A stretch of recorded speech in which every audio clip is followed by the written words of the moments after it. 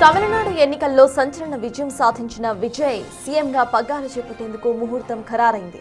రేపు ఉదయం 11:30 ముఖ్యమంత్రిగా ప్రమాణ స్వీకారం చేసేందుకు చెన్నైలోని జవహర్లాల్ నెహ్రూ ఇండోర్ స్టేడియంలో చకచక ఏర్పాట్లు జరుగుతున్నాయి.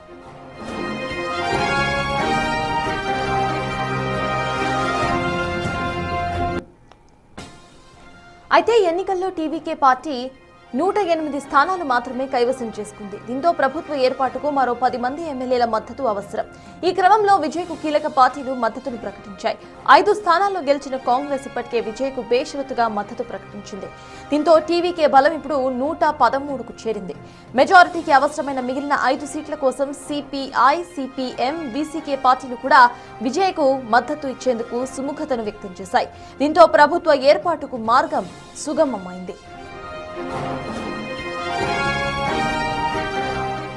ప్రభుత్వ ఏర్పాటుకు అవసరమైన 118 కంటే ఎక్కువ మంది ఎమ్మెల్యేల మద్దతు లేఖలను సేకరించిన విజయ్ ఈ సాయంత్రంలోగా గవర్నర్ రాజేంద్ర విశ్వనాథ్ ఆర్లేకర్ను కలవడానికి ప్రయత్నిస్తున్నారు. ఇప్పటికే రాజ్ భవన్ వర్గాలతో టీవీకే ప్రతినిధులు సంప్రదింపులు సైతం జరుపుతున్నారు. గవర్నర్ తో కలిసి మద్దతు లేఖలను అందజేసిన వెంటనే ఆయనను ప్రభుత్వ ఏర్పాటుకు ఆహ్వానించే అవకాశం కనిపిస్తుంది.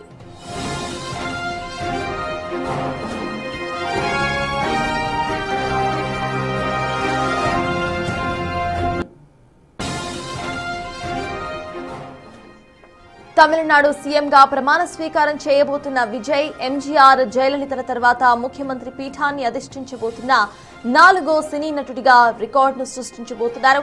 దశాబ్దాల తర్వాత డీఎంకే, అన్నా డీఎంకే కాకుండా ఒక కొత్త పార్టీ అధికారంలోకి వస్తుండటంతో తమిళనాట పండుగ వాతావరణం కనిపిస్తోంది.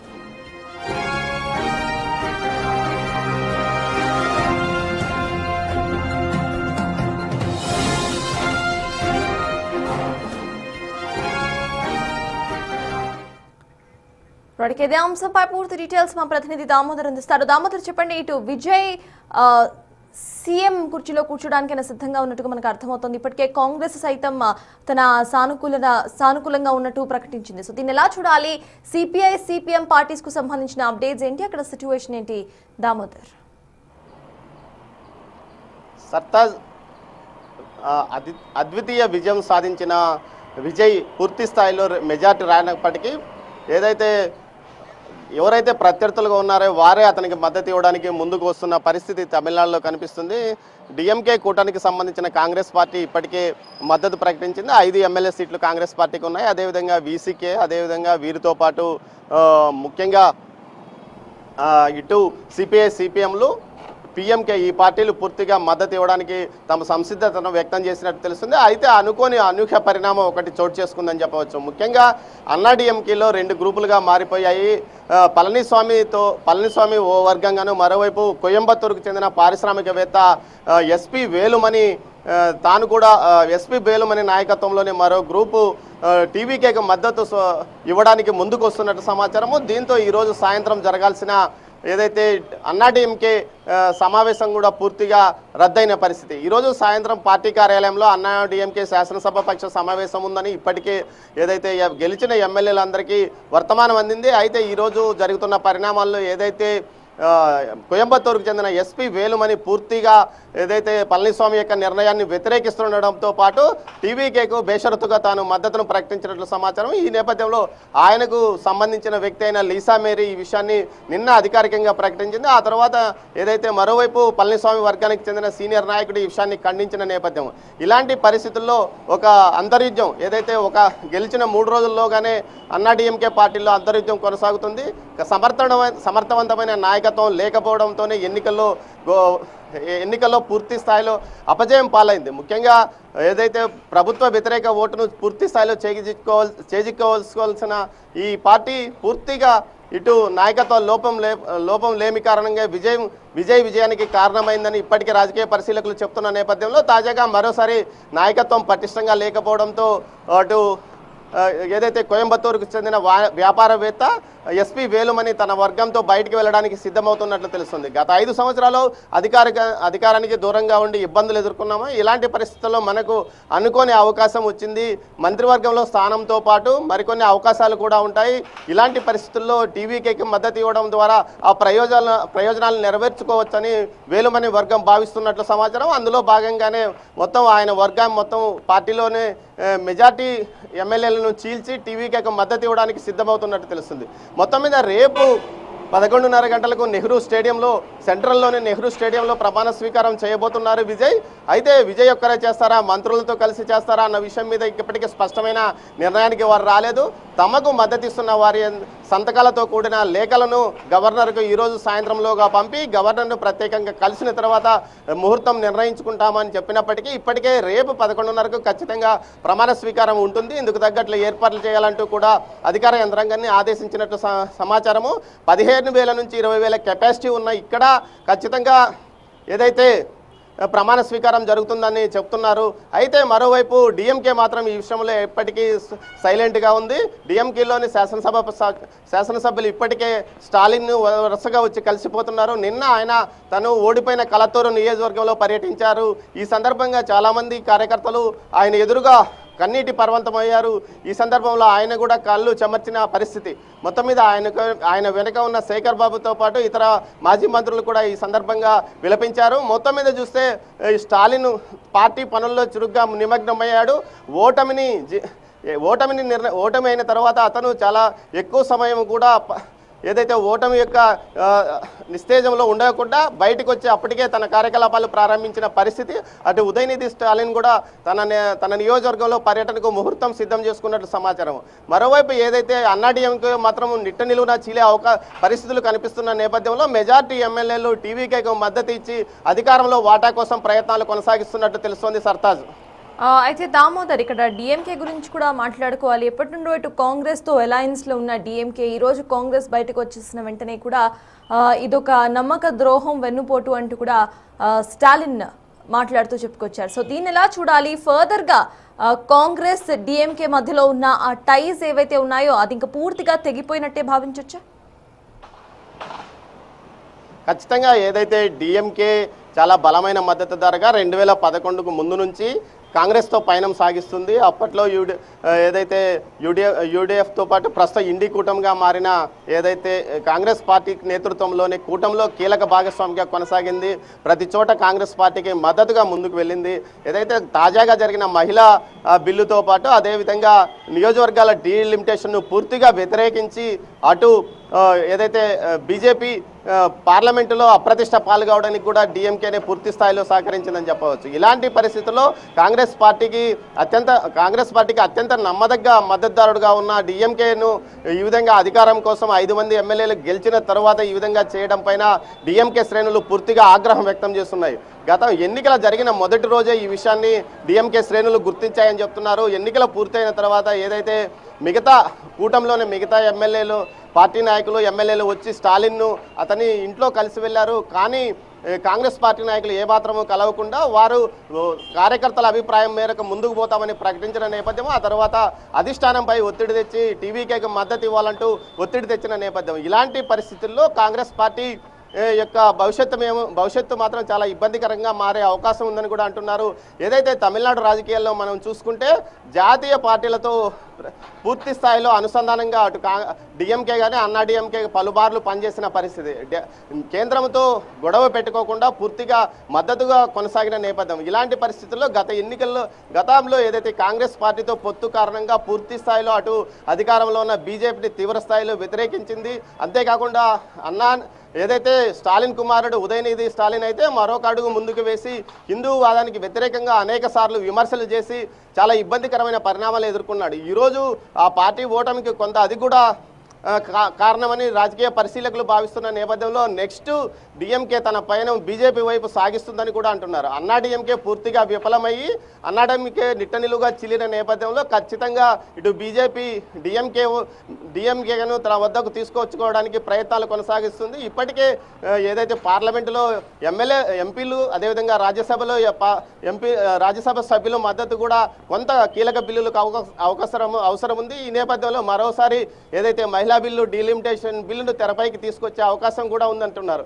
ఈ నేపథ్యంలో ఖచ్చితంగా డిఎంకేను తన రూట్లోకి తీసుకురావడానికి బీజేపీ ప్రయత్నిస్తుందని తమిళనాడు రాజకీయ పరిశీలకులు అంటున్న నేపథ్యం మొత్తం మీద అయితే డిఎంకే కాంగ్రెస్ పార్టీ ఇచ్చిన షాక్తో కొంత కార్యకర్తలు మాత్రం ఆగ్రహంగా ఉన్నారని చెప్పవచ్చు. సర్తాజ్ దామోదర్, డిఎంకే గనక ఇటు బీజేపీ ఫ్రెండ్షిప్ని తీసుకుంటే ఇటు తమిళ ప్రజలు స్టాలిన్ని ఎలా చూసే అవకాశం ఉందనుకోవాలి. ఎందుకంటే ఇద్దరికి కూడా ఐడియాలజికల్ డిఫరెన్సెస్ చాలా ఎక్కువగా కనిపిస్తున్నాయి. బీజేపీ ఎక్కువగా హిందూవాదిగా మనకి కనిపిస్తుంటుంది, విరాజ్ డిఎంకే ఈథిజంని ఫాలో అవుతూ ఉంటుంది. అండ్ చాలాసార్లు వాళ్ళు బయటకు కూడా చెప్పారు.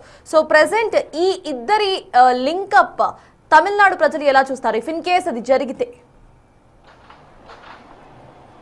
సర్తా జంజీ యువతరము ఏదైతే అటు జాతీయ భక్తితో పాటు ఇటు ఏదైతే అభివృద్ధి మంత్రం వైపు పయనిస్తుంది. అంటే 35 సంవత్సరాల లోపల ఉన్న యువకులు, 18 నుంచి 30 సంవత్సరాల లోపు ఉన్న యువకులంతా అటు జాతీయ భక్తి పెద్ద ఎత్తున జాతీయ భక్తి ఉండాలి, అదేవిధంగా దేశం మీద భక్తి ఉండాలి, దీంతో పాటు అభివృద్ధి వేగంగా కొనసాగాలి.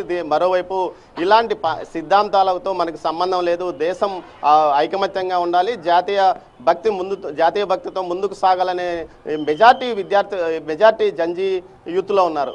వీటిని క్యాష్ చేసుకున్న ఏదైతే విజయ్ దాంతో సక్సెస్ అయ్యాడని చెప్పవచ్చు. విజయ్ సినిమాలు గత 10 సంవత్సరాలుగా ఇలాంటి అటు దేశభక్తితో పాటు అవినీతికి వ్యతిరేకంగా విద్యా వైద్య రంగాల్లో ఉచితంగా ఉండాలంటూ పలు సినిమాలు తీశాడు. ఒక రకంగా గత 10 సంవత్సరాలుగా తన ఎన్నికల ప్రణాళికలను వాగ్దానాలను ప్రజల్లోకి ఇంజెక్ట్ చేయడం ద్వారా అతను సక్సెస్ అయ్యాడు. అలాంటి సమయంలో కేవలం ద్రవిడ సిద్ధాంతాన్ని నమ్ముకొని ఉత్తర భారతదేశానికి వ్యతిరేకంగా ఆర్యులు ద్రవిడులు అంటూ ఒక పాత సిద్ధాంతాన్ని పట్టుకొని 2 ద్రవిడ పార్టీలు వేలాడాయి. ఒకానొక దశలో జయలలిత తన నిర్ణయాన్ని మార్చుకొని బీజేపీతో కొంత పొత్తు కుదుర్చుకొని ముందుకు వెళ్ళిన పరిస్థితి. కానీ తాజాగా జరిగిన పరిణామాల నేపథ్యంలో ఏకపక్షంగా స్టాలిన్ అటు బీజేపీని పూర్తిగా వ్యతిరేకించడమే కాకుండా హిందీ భాషతో పాటు ఇతర వ్యవహారాలపైన తీవ్ర స్థాయిలో విరుచుకుపడ్డాడు. ఇలాంటి సమయంలో దీన్ని తెలుగుగా క్యాష్ చేసుకున్న విజయ్ సక్సెస్ అయ్యాడు అంటున్నారు. ఇలాంటి నేపథ్యంలో కీలకంగా 18 నుంచి 35 సంవత్సరాల ఓటర్లలో కొంత మార్పు ఉంది. వారిలో విపరీతమైన దేశభక్తి ఉంది, అదేవిధంగా దైవభక్తి కూడా కనిపిస్తుంది.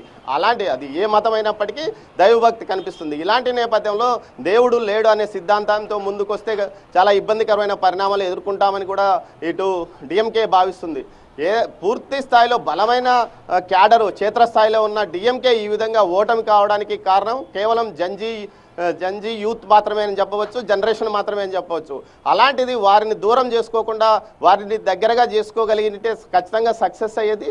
అది బీజేపీకి కూడా ఇప్పుడు ఇదే జనరేషను బీజేపీకి మద్దతు ఇస్తున్న పరిస్థితి. ఇలాంటి పరిస్థితుల్లో ఖచ్చితంగా తాము విజయం సాధించాలంటే ఏదో ఒక జాతీయ పార్టీతో ఉండాలి. కాంగ్రెస్ పార్టీ ఏకపక్షంగా టీవీకే వైపు వెళ్ళిన నేపథ్యంలో ఖచ్చితంగా తమకు ఒక జాతీయ పార్టీ అండ ఉండాల్సిన అవసరం ఉందని స్టాలిన్ కానీ డిఎంకే వ్యూహకర్తలు కానీ భావించే అవకాశం ఉంది. ఇది వెంటనే జరిగిపోయేది కానీ ఒక 5-6 నెలల్లో ఇది పూర్తిగా జరిగే అవకాశం ఉందని భావించవచ్చు. సర్తాజ్ ఇక మీరు హోల్డ్లో ఉండండి దామోదర్. ఇటు చూస్తే డిఎంకే ప్రెసెంట్ 108 సీట్స్తో సింగిల్ లార్జెస్ట్ పార్టీగా అవతరించింది. ఇప్పుడు కాంగ్రెస్ పార్టీ సైతం మద్దతు ప్రకటించడంతో ఇప్పటికే విజయ్ బలం 112కు చేరింది. ఇంకా 6 ఎమ్మెల్యేల మద్దతు విజయ్ పార్టీ ఫామ్ చేయడానికి, సీఎం హోదాలో ఆయన కూర్చోడానికి అవసరంగా కనిపిస్తున్నాయి. మరి దీనికి సంబంధించి సిపిఐ, సిపిఎం ఇంకేమైనా పార్టీలు అక్కడ మద్దతును ప్రకటించబోతున్నాయా అనేది చూడాలి. అన్నా డిఎంకే చీలిక వర్గంతో పొత్తు పెట్టుకోవాలా వద్దా అన్న దానిపై మాత్రం ఇంకా పార్టీ సీనియర్స్ చర్చించుకుంటున్నట్టుగా తెలుస్తోంది. Yes, back to you Damodar. చెప్పండి, ఏఐఏ డిఎంకే ఇది మేజర్గా టీవీకేకు ఒక పెద్ద ప్రాబ్లంగా కూడా మనం చెప్పుకోవచ్చు. ఎందుకంటే బీజేపీతో లింకప్ అయి ఉంది. అండ్ విజయ్ అక్కడ పూర్తిగా బీజేపీ గవర్నెన్స్ను, బీజేపీ వైఖరిని ఆయన ఫస్ట్ నుండి ఎండగడుతూనే ఉన్నారు. సో ఏఐఏ డిఎంకేలో వస్తున్న చీలికను విజయ్ ఇటు ప్రోత్సహించే అవకాశం ఉందనుకోవాలా, వాళ్ళ సైడ్ నుండి వస్తున్న మద్దతును తీసుకుంటారు అనుకోవాలా? దానికి సంబంధించిన అప్డేట్స్ ఏంటి దామోదర్?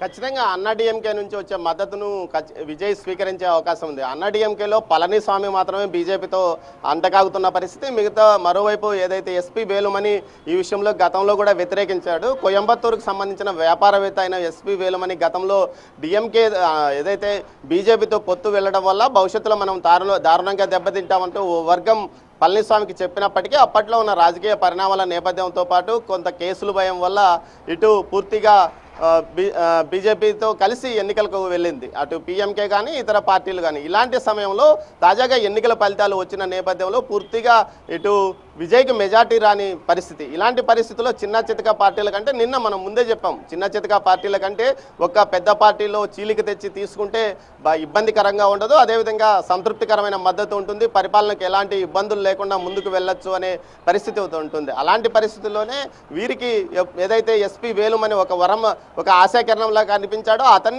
అతని ద్వారా పార్టీలో చీలిక తెచ్చి ఏకంగా ఏదైతే బల నిరూపణలో నెగ్గడానికి పూర్తిగా వీరిని వాడుకునే అవకాశం ఉంది. అయితే అధికారంలో భాగస్వామ్యం అన్నాడీఎంకేలోని చీలిక వర్గం అడుగుతుంది. ఇప్పటికే కాంగ్రెస్తో పాటు పీఎంకే, అదేవిధంగా వీసీకే, సిపిఐ, సిపిఎంలు అధికారంలో భాగస్వాములు అడుగుతున్నారు. ఇప్పటికీ కాంగ్రెస్ పార్టీ బలంతో కాంగ్రెస్ పార్టీకి వచ్చిన 5 సీట్లు, అదేవిధంగా ఒక స్థానానికి రాజీనామా చేసిన తర్వాత టీవీకే బలం 107, ఒక 5, 113 అయినప్పుడు తాజాగా జరుగుతున్న పరిణామాల నేపథ్యంలో మరో 6 సీట్లు అవసరం. అయితే దానికి తగ్గట్టుగానే ఇంకా మరికొన్ని సీట్లు అవసరం అవుతాయి. ఈ పరిస్థితుల్లో ఖచ్చితంగా అన్నాడీఎంకే నుంచి ఒక 20 మంది, మొత్తం అన్నాడీఎంకేలో సగానికి పైగా చీలిక తీసుకొస్తే అప్పుడు అన్నాడీఎంకే నుంచి మద్దతు తీసుకునే అవకాశం ఉందని చెప్పవచ్చు. ముఖ్యంగా ఏదైతే ద్రవిడ పార్టీల్లో అన్నాడీఎంకే కానీ డిఎంకే కానీ మొత్తం ఏదైతే వారి నేపథ్యం మొత్తం జాతీయ పార్టీలకు వ్యతిరేకంగా, ఆర్యులకు వ్యతిరేకంగా వచ్చిన సిద్ధాంతంతోనే ఈ 2 పార్టీలు పుట్టాయి. అలాంటి పరిస్థితుల్లో అలాంటి భావజాలాలు గల నాయకులే పెద్ద ఎత్తున ఉంటారు. వారు తొందరగా టీవీకి ఇమిడిపోయే అవకాశం ఉంది.